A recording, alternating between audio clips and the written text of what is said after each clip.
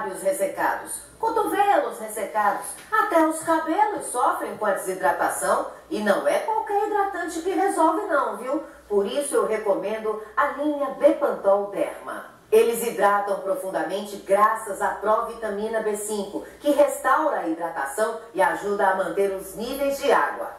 Esse aqui é o creme, para você usar naquelas áreas mais ressecadas da sua pele. Aquelas que precisam de uma hidratação especial, sabe? Como cotovelos, joelhos e calcanhares. O solução é para os cabelos. Pode usar tanto neles molhados quanto secos, para recuperar a saúde dos fios. E o regenerador labial tem ação hidratante e antioxidante para lábios ultra saudáveis. Ah, gente, eu não arrisco a minha saúde com qualquer produto. A linha Bepantol Derma tem fórmula exclusiva e é a única com a qualidade Bayer. Bepantol Derma, hidratação especial para pele, cabelos e lábios.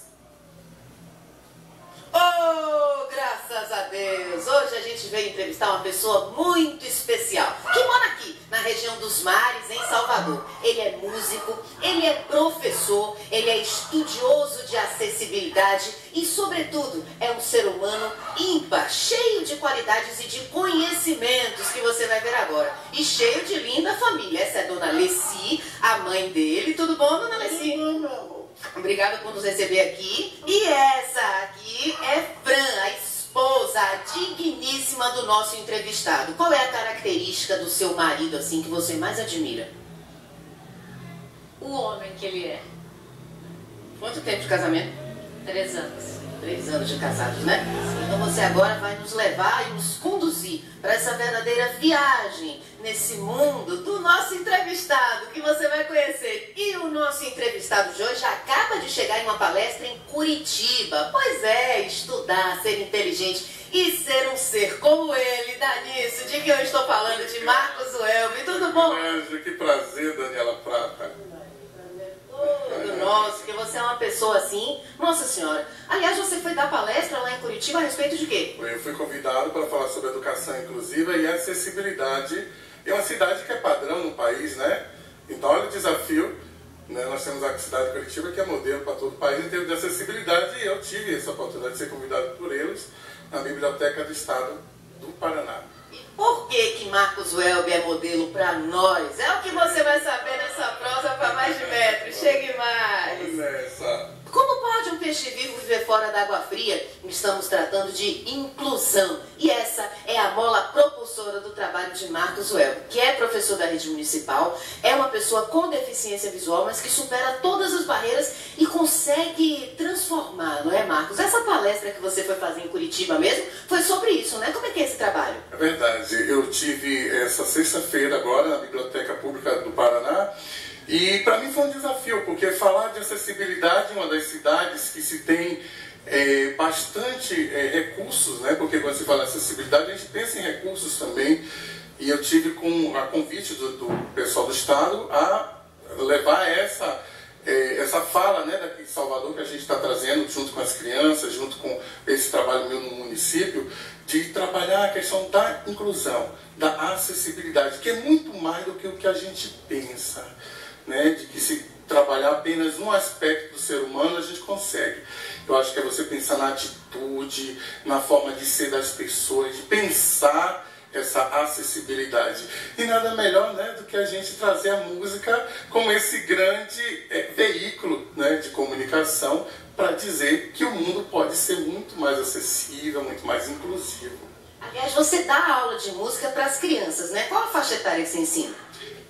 No município a gente tem as crianças de todo o Fundamental 1, que seria as crianças do 1º ano ao 5º ano. Então tem crianças de 6, 7, 8, até 10, 11 anos aí. E deve ser uma troca para elas assim muito legal, porque além de tudo, o Marcos, para quem o conhece de perto, ele tem uma energia, uma força muito grande. E eu sei que muitas das crianças às vezes têm muitas dificuldades no seu dia a dia, na sua vida. É uma maneira até de dar uma força para elas, né, não? A questão que a gente tem acompanhado no dia a dia é que essa questão, às vezes, social, cultural, a gente precisa estar atento o tempo todo. E quando eu vejo aquelas crianças precisando de um repertório novo, de uma canção nova, de uma canção que tire elas de um certo espaço e leve para uma outra realidade, uma realidade de um mundo mais humano, de sentir o toque, de sentir digamos, a união, o carinho um com o outro. E aí, quando você trabalha a inclusão, você dá essa oportunidade. Mesmo que naquela sala não tenha nenhuma criança com alguma dificuldade aparente. Mas ali você já trabalha para elas estarem prontas para receber o coleguinha que chega com dificuldade de aprendizagem, com alguma deficiência. Então, a gente prepara esse ambiente. Porque isso é uma sociedade inclusiva. Não é esperar a pessoa com deficiência chegar. É deixar tudo prontinho, porque se na hora a pessoa se matricular e entrar naquele curso, ela vai ter essa oportunidade de receber um ambiente todo preparadinho para ela. Agora veja só, Marcos, quando você ainda era criança, você perdeu a sua visão, né? Ele conta a história, tomou uma bolada, não foi? E daí pra frente, foi nesse ponto que você começou a pensar nisso? Quando é que despertou e como é que foi essa labuta no início? Porque você ensina para as crianças e você também era criança nessa época, né? Verdade. É curioso, Daniela, porque assim, como nós seres humanos somos contextualizados em nosso tempo e nossa história. Então naquela época, não tem tanto tempo assim, né? Não vamos falar da idade, né? Quando eu perdi a visão, eu tinha 12 anos e naquele momento não se tinha tecnologia tão presente como se tem hoje os computadores. Hoje eu dou aula com o Data Show, hoje eu dou aula com o computador todo adaptado, o celular adaptado. Mas naquela época só tinha a reglete, né? Que é aquela coisa que escreve o braille, né? Aquela forma de escrever tátil. Então, hoje, o que eu trago dessa trajetória, que foi uma trajetória assim, toda construída em cima de contextos históricos, né? Primeiro a reglete, depois o computador, enfim, essa realidade eu trago um pouquinho do que as crianças hoje não têm. As crianças hoje estão tudo no touchscreen, as crianças hoje estão no mundo virtualizado.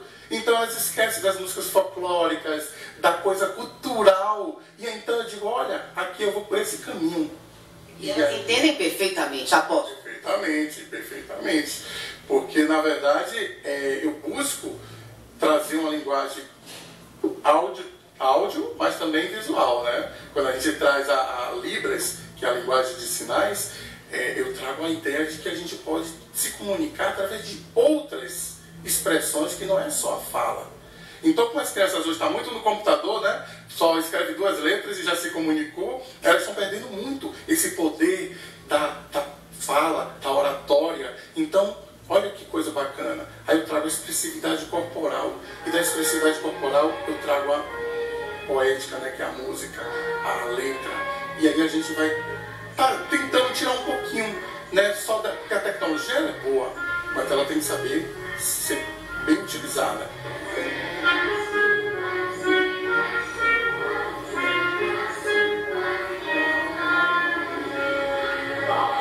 Palmas para Marcos Welby, que coisa maravilhosa! E é exatamente sobre esse assunto que Marcos trata nesse livro aqui, Uma Escola Inclusiva Requer uma Sociedade Inclusiva, Avanços e Desafios. Esse foi o seu primeiro livro, Marcos? Esse é o primeiro livro que eu lanço sozinho. Eu tive vários artigos já publicados, mas em coletâneas com outros colegas. Esse é a primeira edição de um livro meu. E esse aqui, contém o que esse livro? Esse livro, ele faz um passeio um pouco do que a gente tem trazido nessas palestras, né? Essa palestra que eu tive agora em Curitiba, que a gente levou com o título de palestra show, porque eu aproveito para tornar um tema muito mais envolvente. A gente trabalha as questões baseadas em algumas canções que eu escolho da minha autoria e outras não da minha autoria, mas com o mesmo propósito de fazer o link com as falas. E aí, nesse livro eu digo que alguns pontos são importantes. Por exemplo, a família, eu aponto como fundamental na questão da inclusão, que seria, digamos assim, uma célula menor de um tecido social, né, gigante. E eu parto para outros pontos, que é a escola, que seria a segunda instituição depois da família, e aí vou caminhando, trabalhando um pouquinho sobre questões da arte, como a arte pode ser inclusiva, mercado de trabalho, que é muito importante, existem muitos equívocos, e aí eu vou contando algumas histórias curiosas também nesse livro. Tem muitas histórias. Por quê? Conta uma pra gente. Eu vou contar. Essa foi muito curiosa, porque foi aqui em Salvador. E aí, o interessante quando eu trago essa fala é que eu aponto o seguinte: às vezes as dificuldades elas se tornam maiores porque você vai ter um choque de limitações. Então, eu estava andando na estação da Lapa, né, uma estação de transbordo conhecidíssima aqui na cidade, e tranquilamente, como costumo andar, né, utilizando a minha bengala, em direção à escada rolante. E uma senhora me pega no braço: meu filho, volte, não vai. Eu disse: pronto, a Lapa vai cair agora. Aí eu disse: o que foi, minha senhora, que aconteceu? Ela: não, é que eu tenho medo de subir escadas. Minha senhora obedeceu, licença, e subi a escada. Então ela projetou o medo dela para mim, achou que eu não deveria subir também. O que as pessoas devem fazer? Às vezes a pessoa vê uma pessoa com deficiência e fica sem saber como agir, sem saber como ajudar. Qual é a regra inicial? Eu acho que assim, a primeira iniciativa seria a saudação, né, um boa tarde, e depois saber se a pessoa realmente precisa de orientação. Você está precisando, por favor. Primeiro você pergunta: precisa de ajuda? Exatamente, está tudo bem? Precisar de algum auxílio? Porque às vezes a pessoa está muito bem situada, muito bem localizada, né? Mais bem localizada, aliás, do que quem está enxergando com os olhos. Porque não se engane, os olhos às vezes eu acho que até anoviam a mente, sabia? É sim.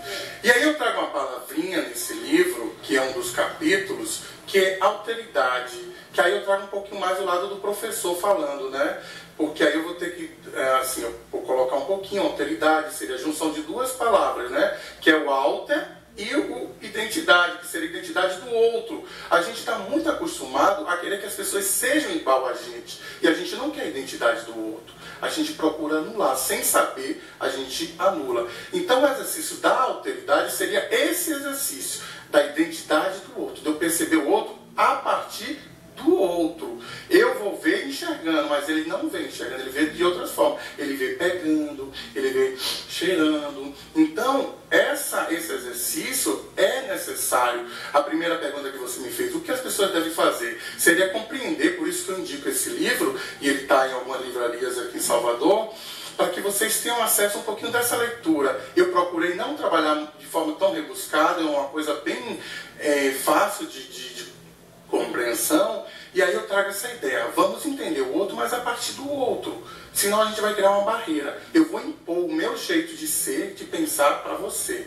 Então isso em qualquer relação, né, a gente precisa entender que o outro é o outro e que eu sou eu. E nessa questão, né, da pessoa com deficiência, eu vou ter que entender da forma que ele tem de pensar, de perceber. E é tão curiosa a sociedade como é. Quando eu falo em sociedade, por isso que eu digo que uma sociedade uma escola inclusiva, precisa de sociedade inclusiva, porque a sociedade somos nós, né? Então nós somos parte dessa sociedade.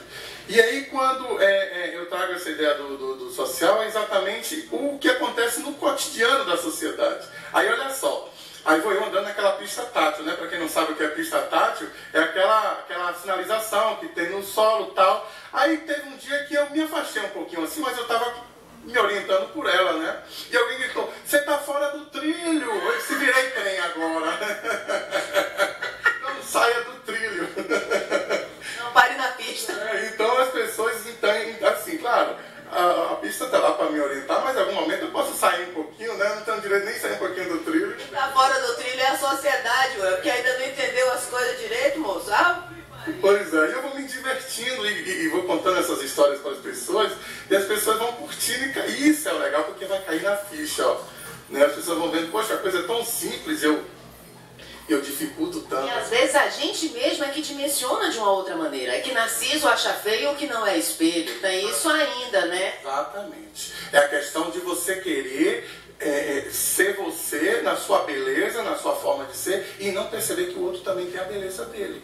Quando eu era pequena, toda tarde na casa da minha avó, uma coisa era certa: ia ter um bolo fofinho, fofinho e delicioso. Naquela época eu não sabia como ela conseguia acertar sempre, mas agora eu sei.